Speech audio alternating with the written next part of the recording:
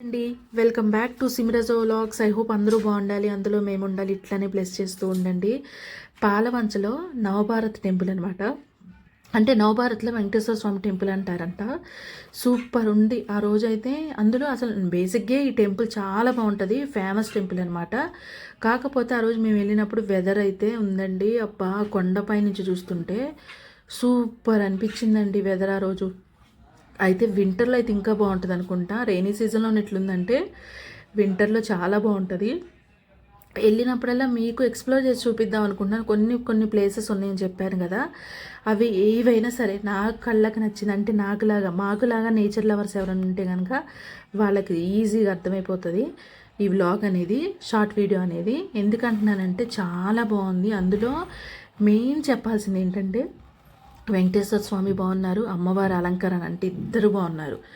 అసలు దానికి తోడు పైనుంచి కిందకు చూస్తుంటే వ్యూ మాత్రం సూపర్ ఉంది. ఇంకొక విషయం ఏంటంటే ఆ టెంపుల్లో మేము ఆ రోజు అనుకోకుండా వెళ్ళాము, కానీ మాకు అక్కడ ఒక చిన్న సర్ప్రైజ్ అనమాట. అసలు మేము ఎక్స్పెక్ట్ చేయలేదు అది.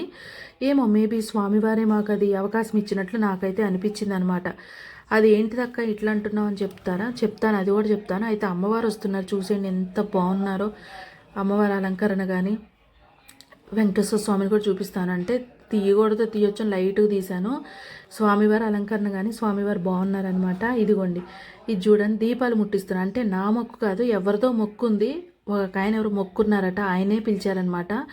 మేడం దీపం ముట్టించండి, ఆయిల్ వేయండి అని పిలిచారు. ఏమో మేబీ దేవుడు అట్లా పిలిచాడేమో అనిపించింది. వెళ్ళి మంచి పని చేశాం కదా అనిపించింది అనమాట. ఐ హోప్ మీకు ఈ వీడియో నచ్చిందని అనుకుంటున్నాను.